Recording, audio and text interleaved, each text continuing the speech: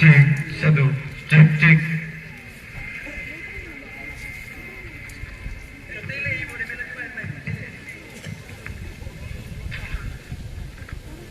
Tes.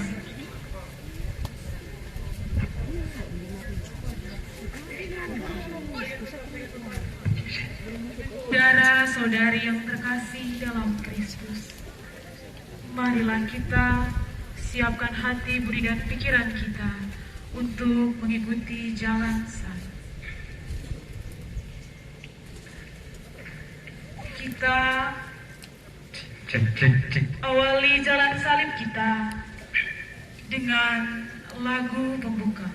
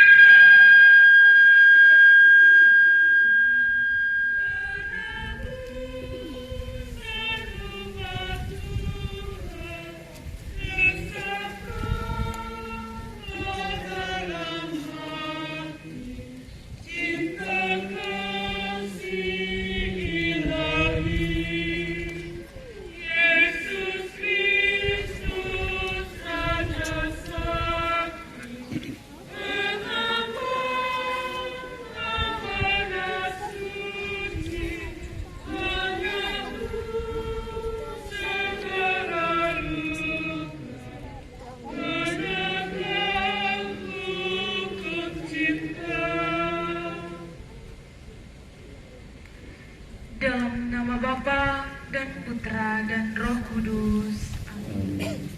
Saudara-saudari, umat Allah peziarah yang terkasih, kisah Golgota adalah kisah tragis 2000-an tahun lalu. Tragedi Golgota adalah sebuah sejarah yang layak disimak. Sebuah kisah yang patut ditulis ulang, adalah suatu kebenaran yang tak dapat disangkal, yakni peristiwa wafatnya Yesus Kristus merupakan pengalaman yang paling tragis dalam hidupnya. Peristiwa yang tidak kita alami secara langsung ini sangat menyentil perasaan manusiawi kita.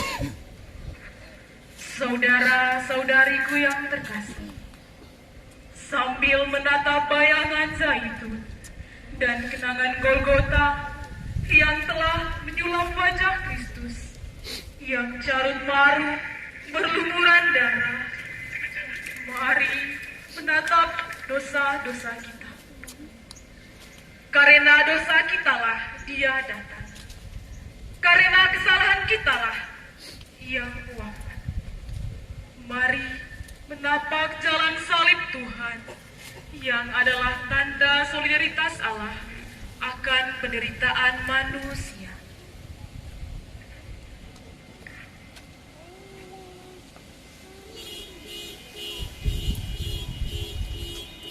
Semani mengukir sejarah, terpatri dalam siara pengikut.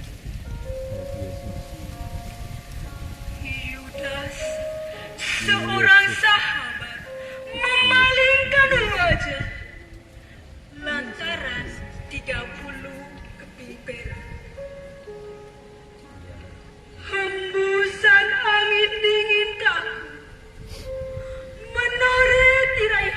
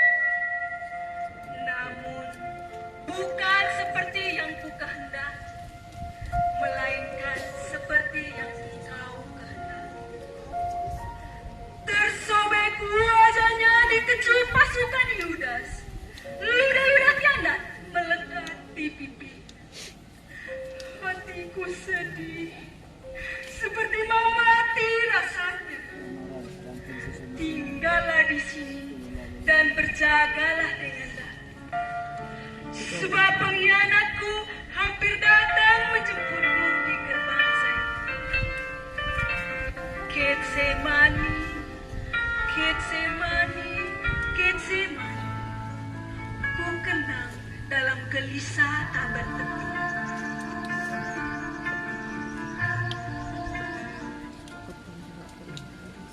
Karena itu,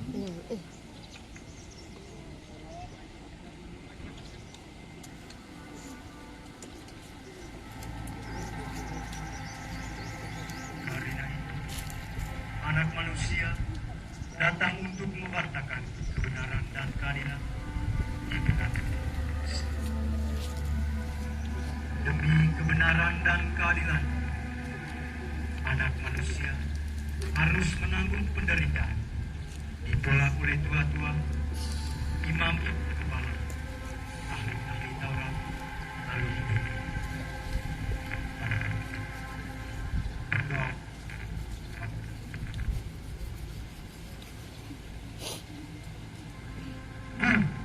Kemanakah kita harus pergi? Sebentar lagi gelap akan menyelimuti daerah ini. Sebaiknya kita tak perlu pergi.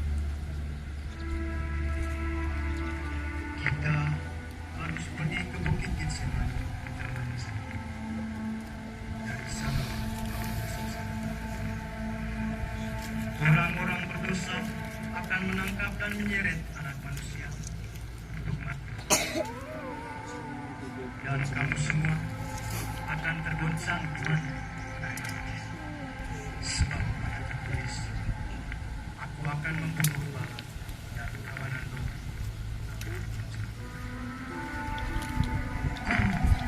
Biarlah mereka tergoncang iman. Aku sekali-kali tidak. Aku berkata kepadamu, Petrus, sesungguhnya malam ini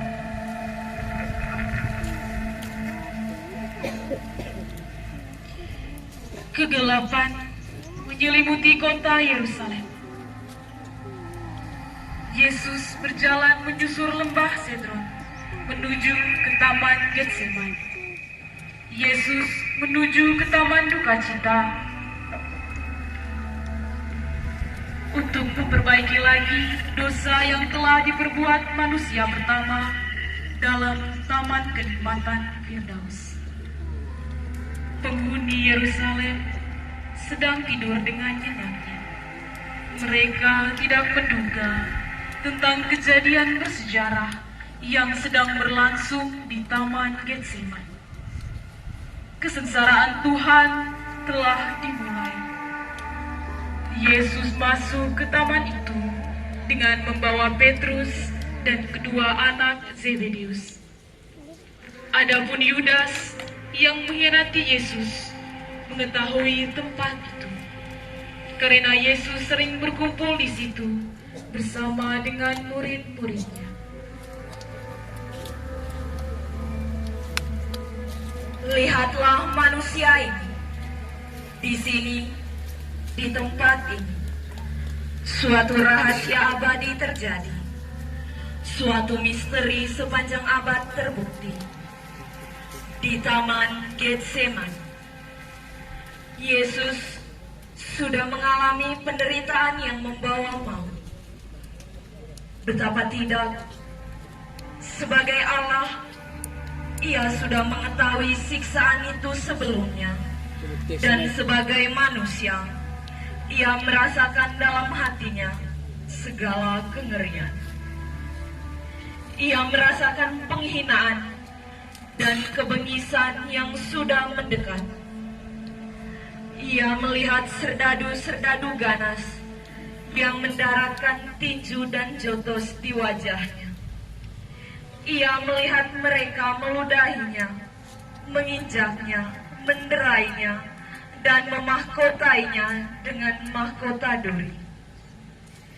Ia merasakan deraan, paku-paku yang tajam, tali temali, dan beban salib yang amat berat. Ia melihat Golgota, ya Golgota, Ia melihat dirinya digantung di salib, diapiti dua penjahat. Ia melihat hujatan dari lautan manusia.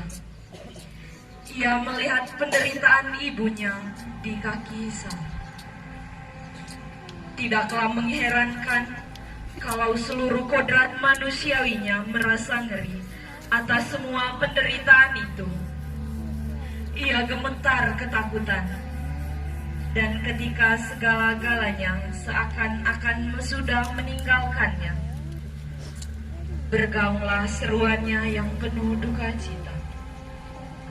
Bapa, kalau boleh, jauhkanlah daripadaku penderitaan yang harus aku alami.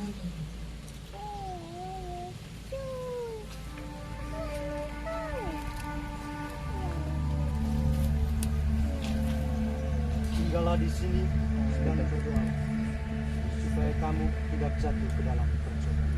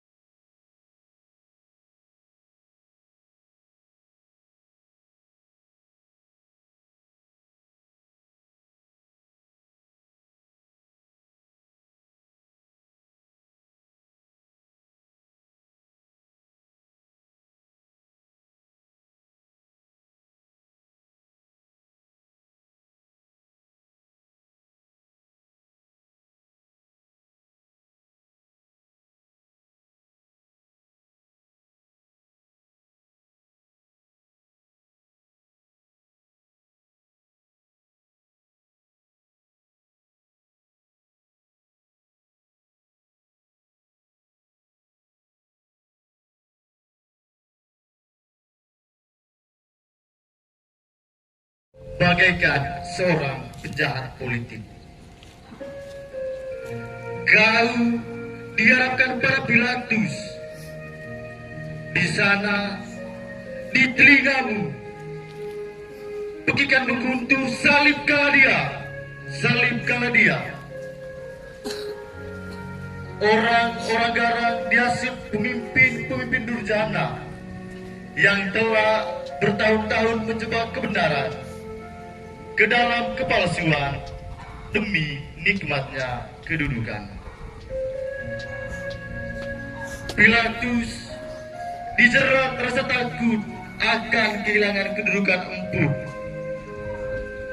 menipu suara hati yang mengaku kaulah raja, datang menyaksikan kebenaran yang menguasai badai dunia. Kau bisu lantaran rela pada kehendak Bapa dan cinta pada manusia. Hanya mata memancar kasih pada wajah-wajah palsu penuh ambisi yang keindahannya bagaikan kubur dicat putih. Kini kau dihukum mati oleh kehendak dan pengadilan tak adil. Kaulah raja, kaulah kebenaran.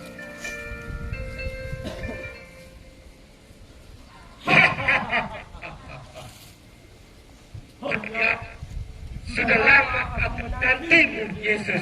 Kita memang harus bertemu.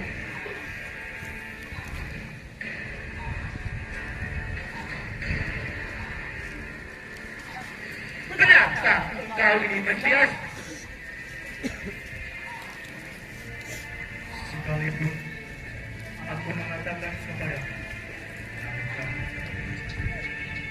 tapi mulai dari sekarang anak manusia sudah disampaikan.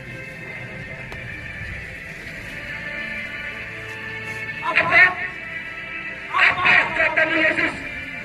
Ayo kalian semua. Mengapa kalian mendengarkan suatu penghujatan?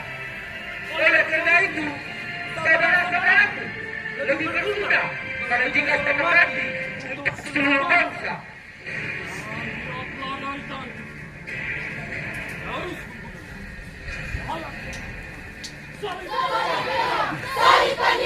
Salibkan dia!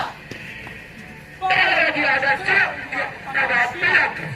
Hidup Pilatus! Hidup Pilatus! Hidup Kaisar! Hidup Pilatus! Hidup Pilatus! Hidup sahabat Kaisar! Hidup Pilatus! Hidup sahabat Kaisar! Saudara-saudara, apa keluhan utara orang ini? Dia mengakuinya sebagai raja dan mengacaukan rakyat dengan ajaran sesatnya. Tidakkah engkau dengar betapa banyaknya tuduhan saksi-saksi ini terhadapmu? Benarkah engkau ini raja? Apakah engkau mengatakan hal itu dari hatimu sendiri? Ataukah ada orang lain yang mengatakan kepadamu tentang aku? Apakah engkau pura terus orang Yahudi? Kau sendirilah yang menyerahkan engkau kepadaku. Apa yang telah kau berbuat? Kerajaanku bukan dari dunia. Jika kerajaanku dari dunia ini, maka hamba-hambaku telah menolak supaya aku jangan diserahkan ke tangan orang-orang dunia. Akan tetapi kerajaanku bukan dari sini. Jadi Engkau sendirilah yang mengatakan bahwa aku adalah Yesus. siapa yang kamu kehendaki supaya aku membalaskan bagimu? Eros atau Yesus yang disebut Kristus?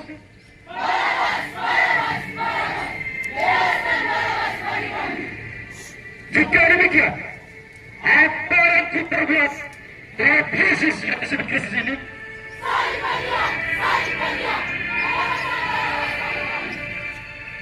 Tetapi kejahatan apa yang telah dilakukan?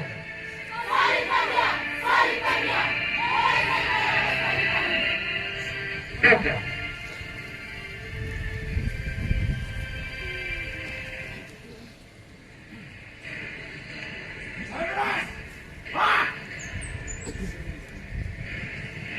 Yesus, apa kau katakan? Apakah engkau sungguh-sungguh raja orang Yahudi? Tidak, tidak. Penguasa kami hanyalah Kaisar. Dia ini penghasut. Jika Tuhan tidak menghukumnya, Tuhan bukanlah sahabat Kaisar.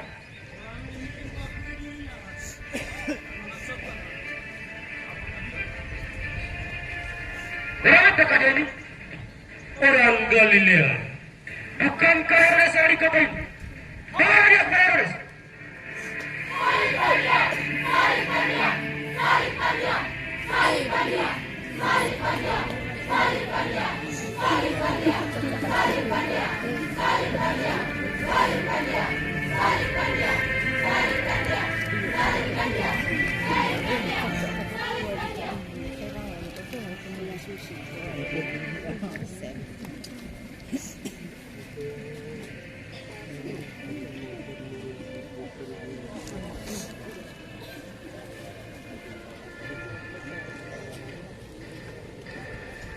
Kini aku bertemu dengan kau yang namanya Yesus itu.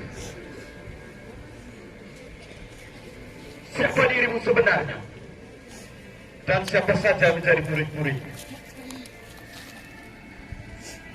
Aku mendengar kata orang, kau dapat buat begitu banyak mujizat.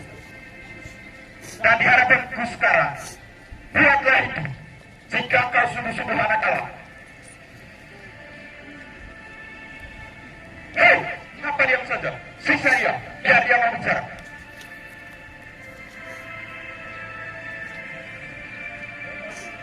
Hai Raja, orangnya. Siapa yang melanggar?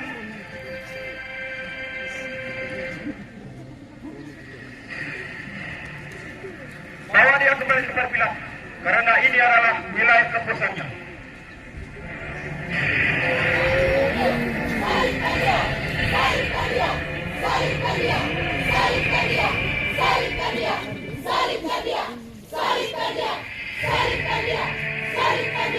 Yesus kembali dibawa ke Pilatus.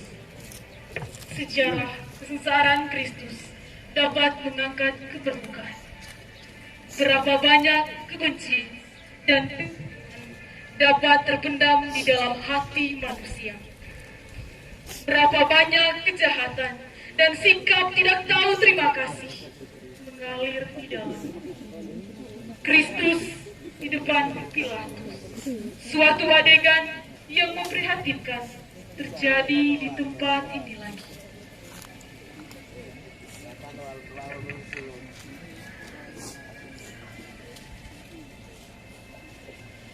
Jangan kau mencampur perkara orang benar, sebab karena dia aku menderita dalam mimpiku malam tadi. Aku tidak mendapati kesalahan apapun terhadap orang ini. Aku akan mencambuk dan menyiksa dia. Setelah itu, akan kubiarkan dia pergi.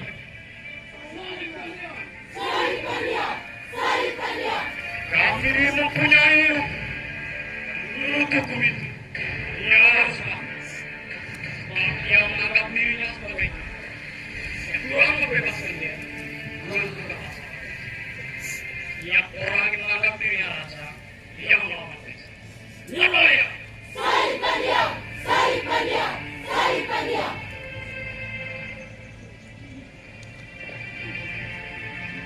Aku tidak bersalah atas darah orang ini. Itu urusan kamu sendiri. Adillah dia menurut hukum. Ambillah dia.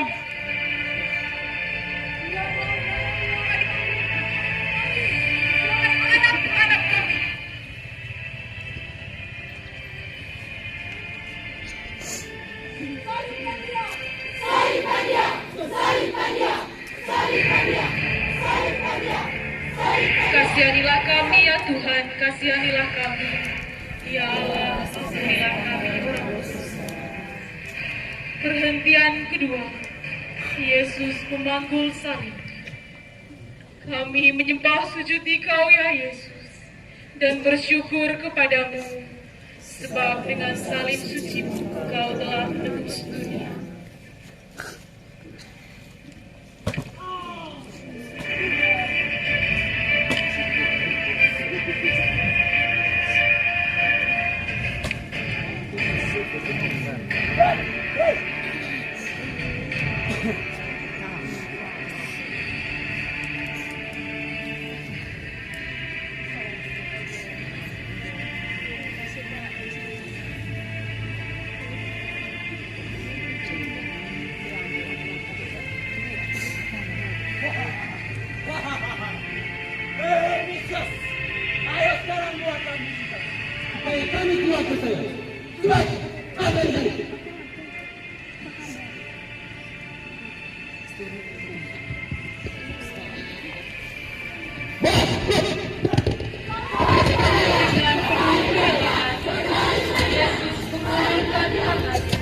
Dan menerima salib yang berat.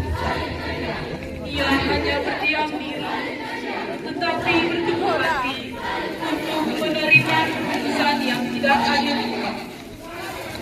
Betapa kita kerap kali tidak merasa senang, bahkan mengeluh bila suatu saat kita mendapat salib kecil. dalam kehidupan kita, semisal penyakit, kegagalan dalam studi, kesalahpahaman dalam pergaulan, serta kemiskinan materi. Bukankah Yesus pernah bersabda, barang siapa ingin menjadi muridku, ia harus berani menyangkal diri, serta memanggul salib setiap dan mengikuti aku. Betapa sering kita melarikan diri dari resiko hidup ini. Lebih sering kita mencari sesuatu dalam kenikmatan daging daripada harus berkeringat dan berjuang sepenuh hati.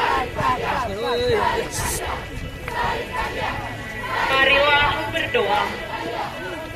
Ya Yesus, jadikanlah kami hamba dan pengikut yang setia, terutama tenaga dan pengorbanan kami yang sangat dibutuhkan bagi gereja, keluarga, dan masyarakat kami. Kuatkanlah niat dan keberanian kami untuk tidak melarikan diri dari tanggung jawab yang harus kami pikul. Kasihanilah kami ya Tuhan, kasihanilah kami. Ya Allah, ampuni kami orang berdosa.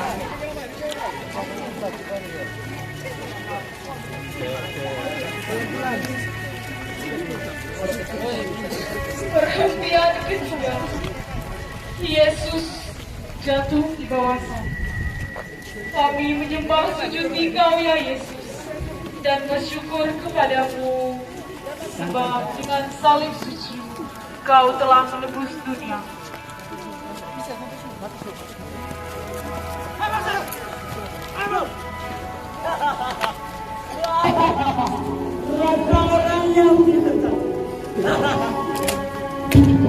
Dengan sesungguhnya kelemahan-kelemahan kita lah yang ditanggungnya, dan segala duka cita kita lah yang dipakulnya.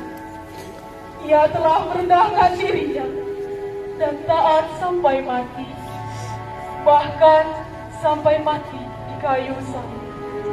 Itulah sebabnya Allah telah meninggikan dia dan mengaruhkan kepadanya nama di atas segala nama, supaya dalam Yesus bertekuk lututlah segala yang ada di langit dan yang ada di bumi. Sesudah jatuh, Yesus segera bangun kembali. Tenaga manusiawinya sudah sangat lemah. Maka sebenarnya salib tak dapat dipikulnya lagi. Hanya karena kasih dan cintanya yang mendorongnya untuk tetap tabah. Jatuh adalah pengalaman yang menyakitkan sekaligus memalukan. Sekian sering kita juga terjatuh dalam kesalahan dan dosa yang sama. Satu pertanyaan untuk kita renungkan. Bersediakah kita bangun lagi dari kesalahan dan kedosaan kita? Bumi tak akan menangis jika kita terantuk dan jatuh. Namun, ia akan meneteskan air mata jika kita tak mau bangun kembali. Marilah berdoa. Ya Yesus, hampir setiap kesusahan kami rasakan terlalu berat. Namun kami percaya kelemahan itu akan kami atasi dengan kekuatan-Mu. Kasihanilah kami ya Tuhan, kasihanilah kami. Ya Allah, ampuni kami orang berdosa. Salibkan dia! Salibkan dia! Salibkan dia! Salibkan dia! Salibkan dia! Salibkan dia! Salibkan dia!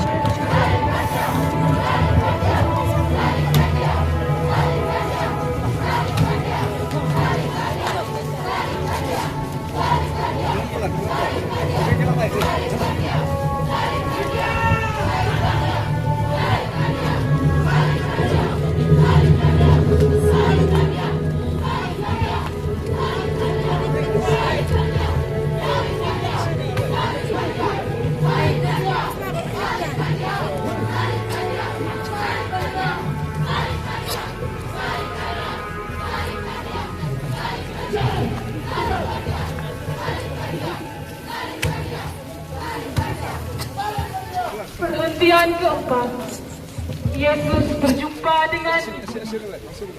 Kami menyembah sujud di Kau ya Yesus, dan bersyukur kepadamu, sebab dengan salib suci Kau telah menebus dunia.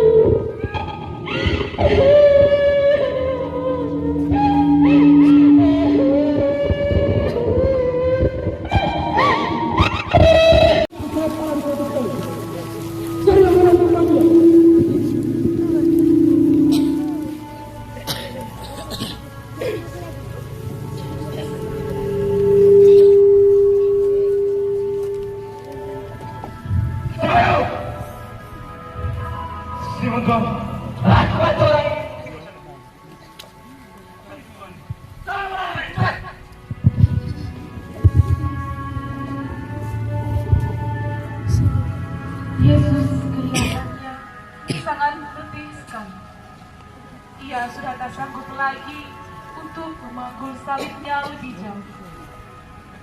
Maka ditahanlah seorang yang bernama Simon dari Kirene, yang baru pulang dari kebun. Lalu diletaknya salib itu di atas bahu, supaya dipikulnya sambil mengikuti Yesus. Saudara-saudari, ketika Simon dipaksa untuk memikul salib, ia dengan rela menerimanya. Ia dengan rendah hati mau menerima salib yang membantu Yesus. Inilah tanda cinta dan belas kasihnya yang mendalam kepada sesamanya yang menderita. Kepada kita diberikan kebebasan untuk mengikuti Dia atau menolak Yesus. Dengan hati yang lembut, Yesus berdiri di pintu hati kita. Dia mengetuk dan minta jawaban dari kita. Memilih Yesus berarti harus menyangkal diri dan memikul salib. Apakah kita mampu? Marilah berdoa. Ya Tuhan, tolonglah kami untuk selalu mengingat bahwa kami telah Kau pilih untuk melayani dan mengasihi sesama, serta memampukan kami dengan kekuatan-Mu untuk mewujudkannya. Kasihanilah kami ya Tuhan, kasihanilah kami. Ya Allah, ampuni kami orang berdosa.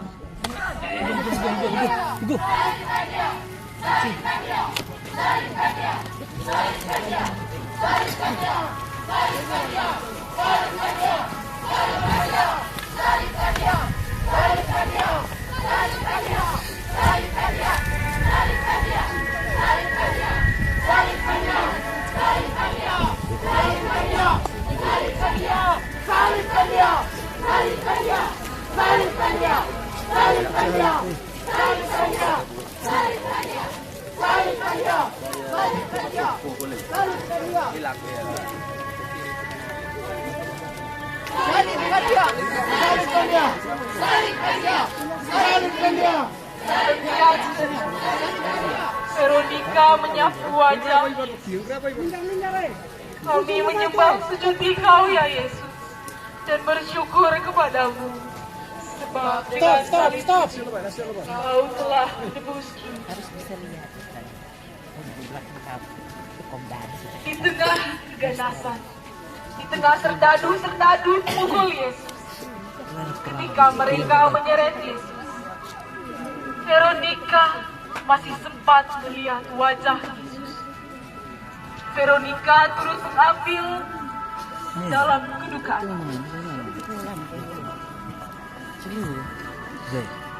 Sikap Veronica bukan berarti pada rasa duka, tetapi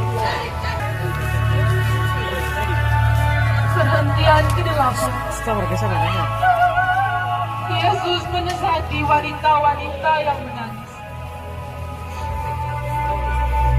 Kami menyembah sujud Engkau ya Yesus dan bersyukur kepadamu, sebab dengan salib suci Engkau telah menebus dunia. Sekelompok wanita Yerusalem turut berduka cita atas penderitaan Yesus. Mereka menangis di pinggir jalan menuju Kalvari.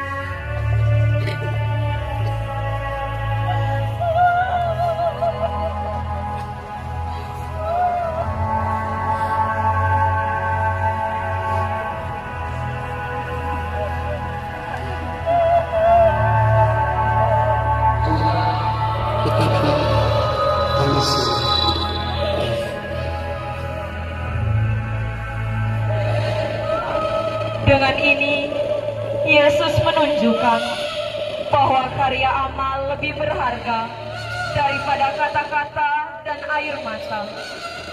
Lebih baik merubah diri daripada menangisi dosa kita.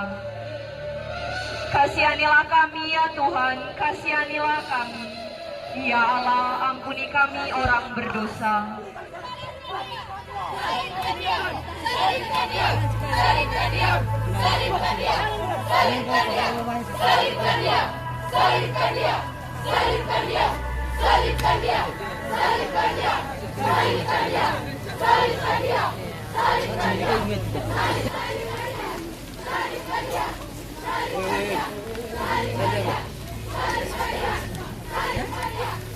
Mau dikit.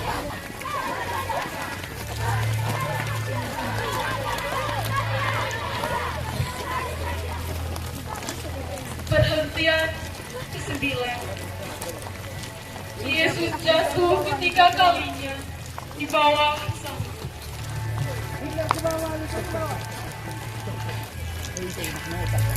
Kami menyembah sujud Engkau ya Yesus dan bersyukur kepadamu, sebab dengan salib suci Engkau telah menebus dunia.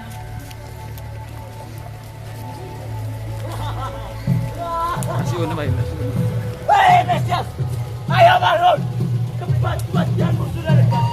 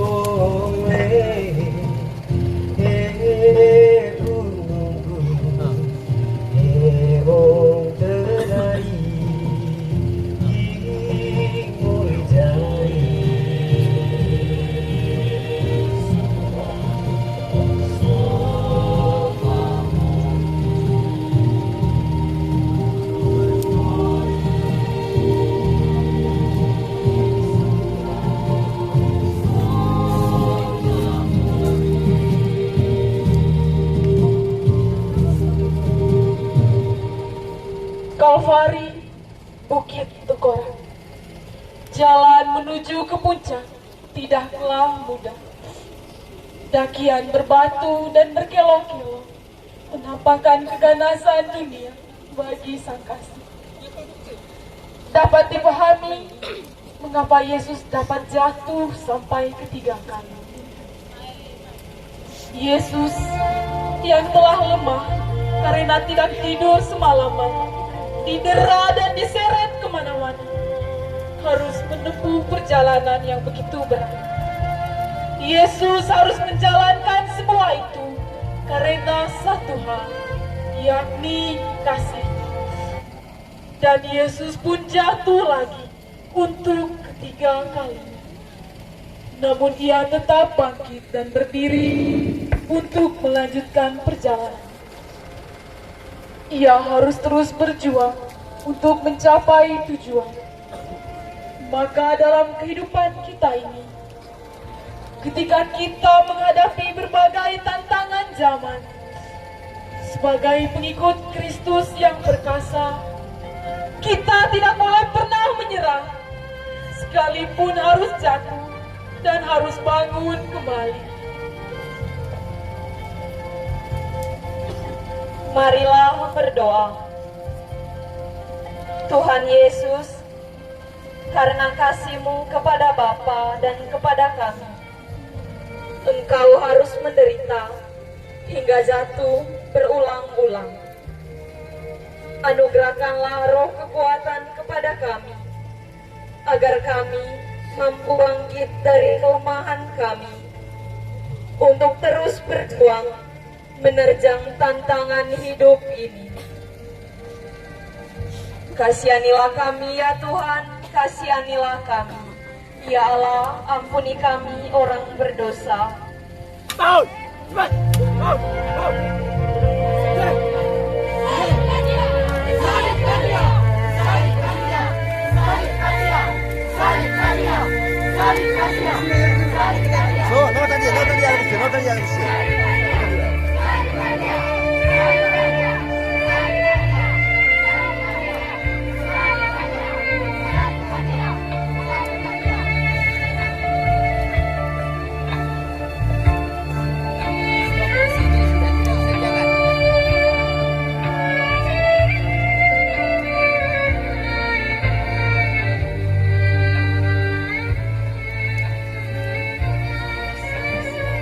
Perhentian ke-10, pakaian Yesus ditanggalkan. Kami menyembah sujud Kau ya Yesus, dan bersyukur kepadamu, sebab dengan salib suci-Mu Kau telah menebus dunia. Akhirnya tibalah mereka di puncak Golgota. Di sana serdadu-serdadu secara kasar meninggalkan pakaian Yesus yang melekat pada tubuhnya yang penuh luka. Luka-lukanya terasa amat pedih dan sakit. Ini merupakan saat yang paling memalukan. Dia ditelanjangi di depan umum. Pribadinya yang luhur mulia direndahkan. Ia dicemoohkan. Penghinaan itu bukan hanya menimpa tubuh, tetapi juga menggoyahkan kehormatan, wibawa, dan harga diri seseorang yang harus dijaga.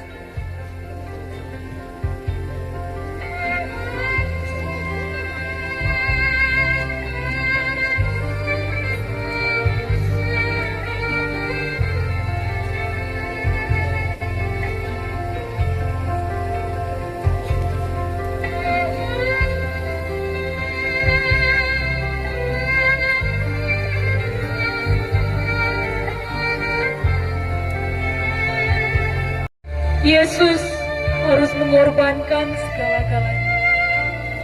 Ia tak menyimpan apapun bagi dirinya sendiri. Di sini, di depan pintu kematian, semakin terasa bahwa hidupnya dipertaruhkan untuk sesamanya. Pengorbanannya merupakan satu-satunya jalan untuk menciptakan ikatan yang kuat dan perdamaian yang kokoh dengan mereka yang menolak Dia. Yesus menyerahkan diri pribadinya untuk menebus semua orang, termasuk kita semua yang hadir di sini.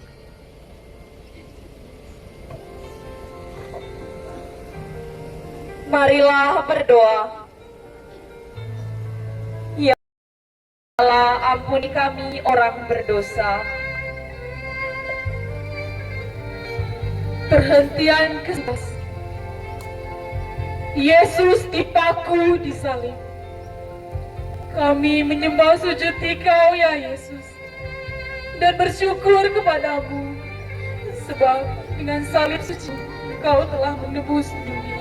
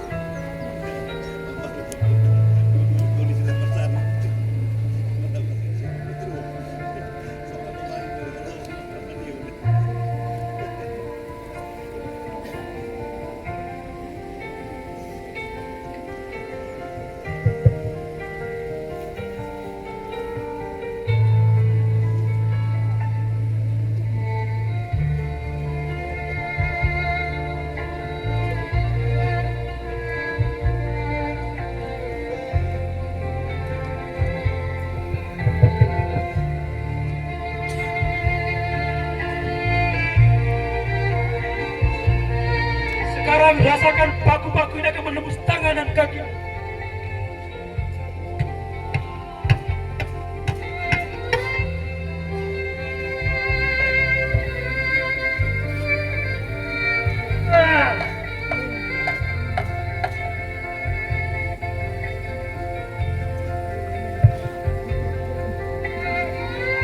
Puncak Golgota sudah didaki oleh putra manusia.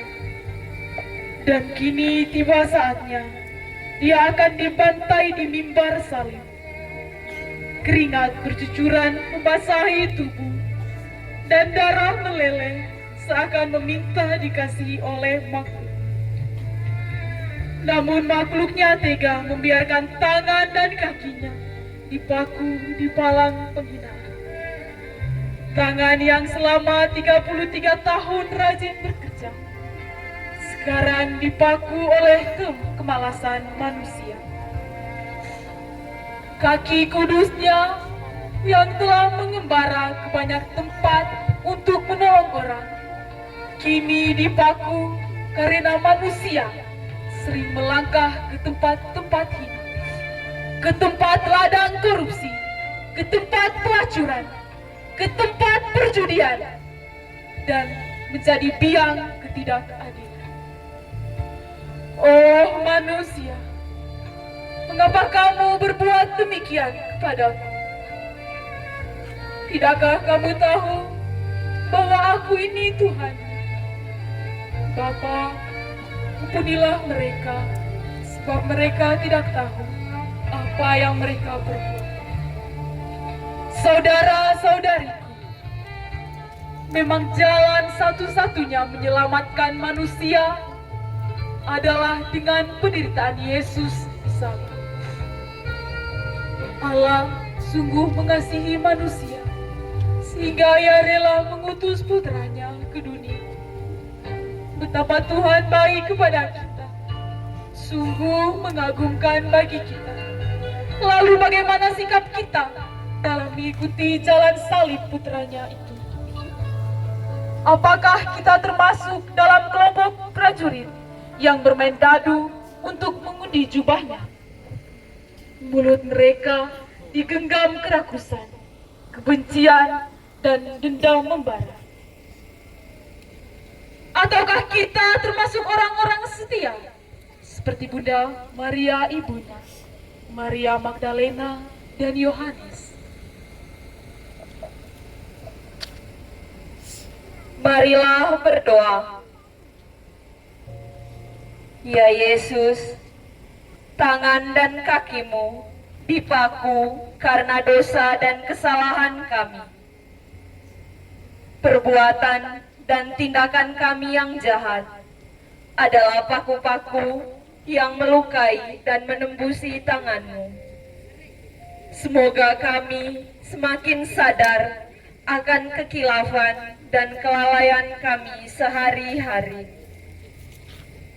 Kasihanilah kami ya Tuhan, kasihanilah kami. Ya Allah, ampuni kami orang berdosa.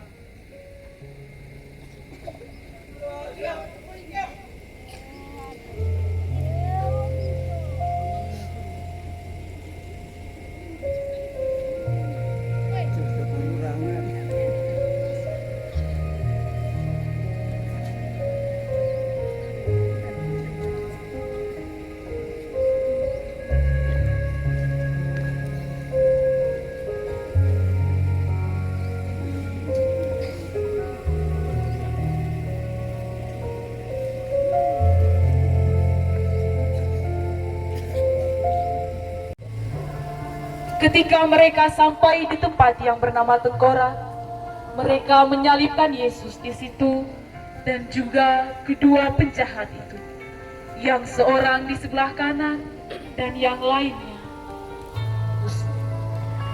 Yesus, hati dan tindakan kami begitu keras dan agung, bagaikan paku-paku yang menembusi kaki dan tangan. Lalu mereka memberi Dia minum anggur bercampur empedu. Setelah Ia mengecapnya, Ia tidak mau minum. Pilatus menyuruh memasangkan sebuah tulisan di salib yang berbunyi, Yesus dari Nazaret, orang Yahudi, atau disingkat dengan ini. Lalu muncullah orang Yahudi dan Farisi datang mengolok-olok Dia.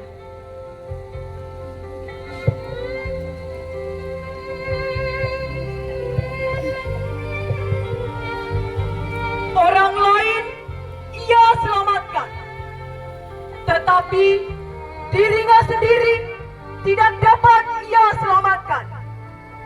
Yesus, Raja orang Yahudi, turunlah dari salib-Mu, supaya kami semua percaya.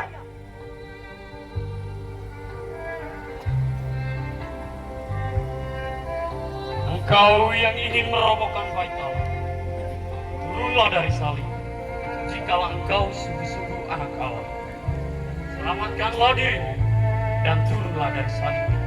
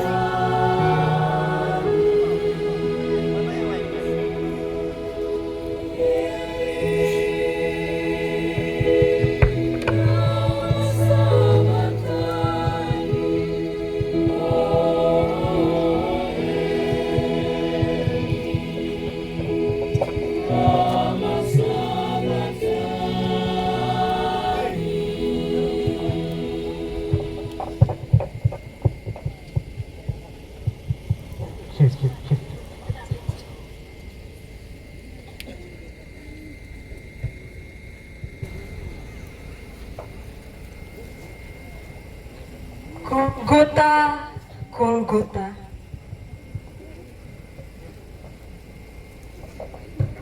Tubuh tak berdaya,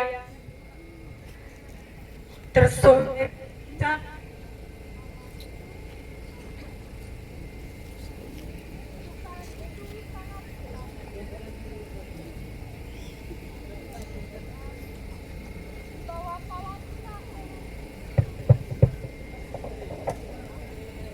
berdiri Bunda, saksikan. Anakku, apa salahmu? Mengapa mereka telah membunuhmu? Oh, Bunda duka cita. Ini salah kami. Ini dosa kami. Kamilah yang telah meludahi mukanya, menampar pipinya, merobek jubahnya suci. Golgota, Golgota, Golgota.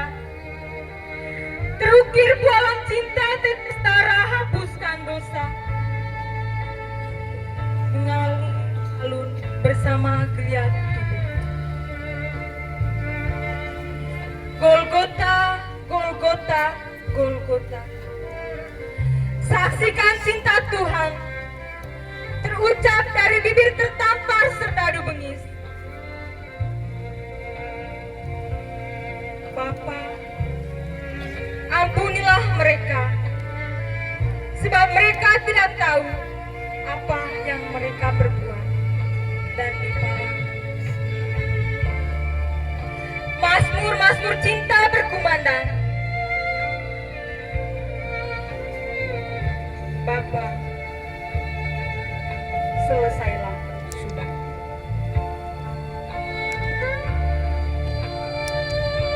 Kasihanilah kami ya Tuhan, kasihanilah kami. Ya Allah, ampunilah kami orang berdosa.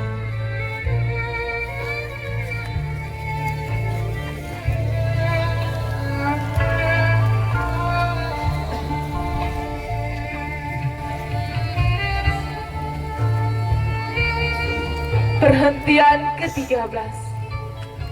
Jenazah Yesus diturunkan dari salib. Kami menyembah sujud di Kau ya Yesus dan bersyukur kepadamu, sebab dengan salib suci Kau telah menebus dunia.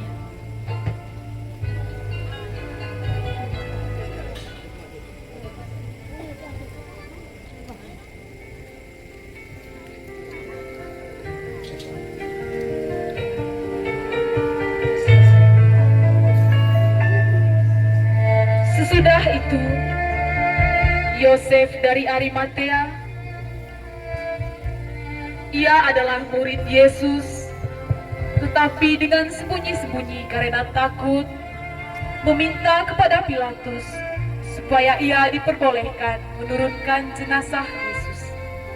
Dan Pilatus meluluskan permintaannya itu. Juga Nikodemus datang ke tempat itu. Dialah mula-mula datang waktu malam pada Yesus. Ia membawa campuran minyak dan mur serta gaharu.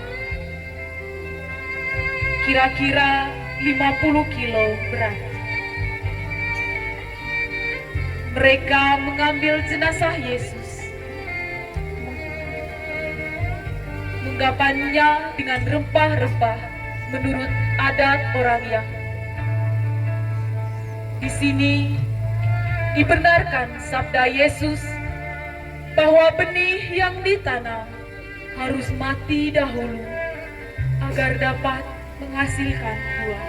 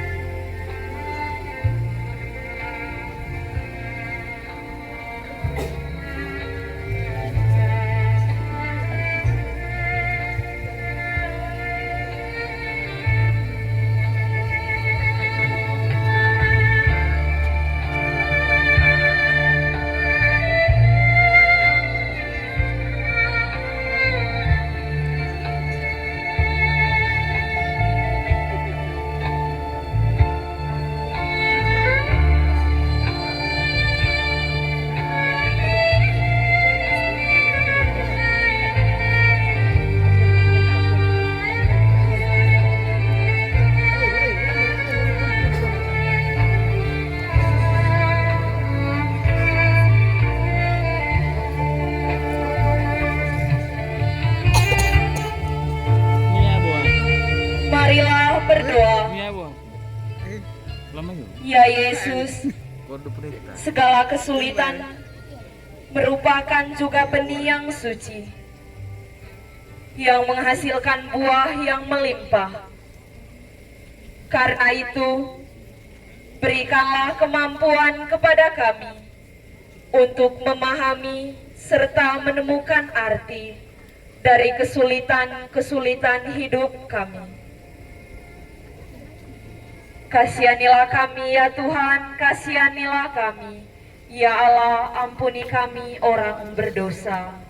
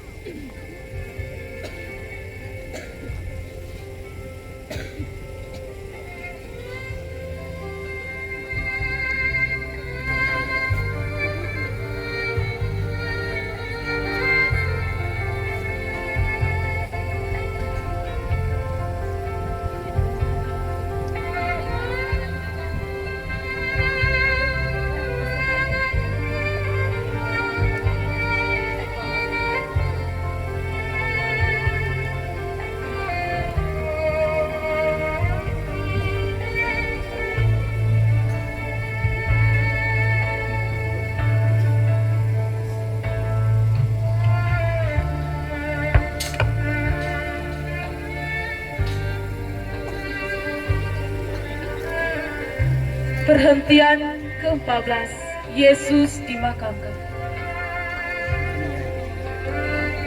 Kami menyembah sujud di Kau ya Yesus dan bersyukur kepadamu, sebab dengan salib suci-Mu Kau telah menebus dunia.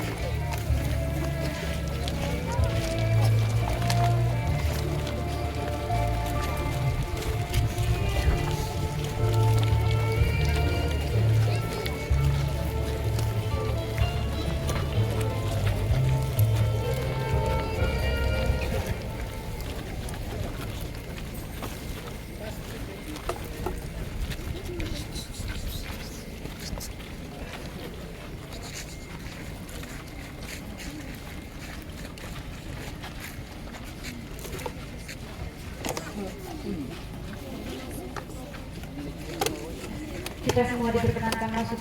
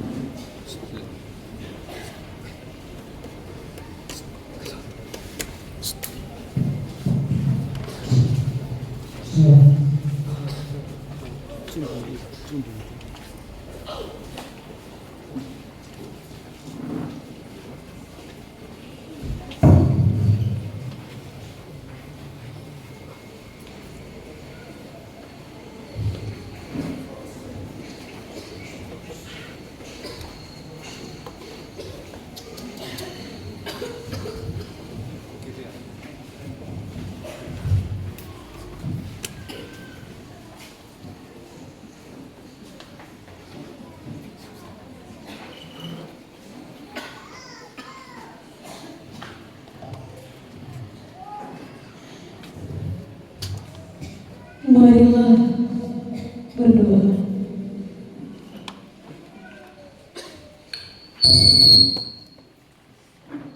Tuhan Yesus,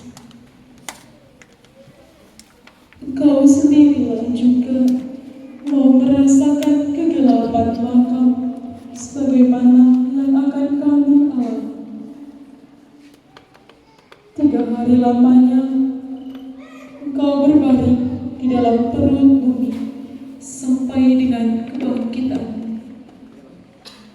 Menyaksikan semuanya ini sampai selama-lamanya. Amin. Dalam nama Bapa dan Putra dan Roh Kudus. Amin.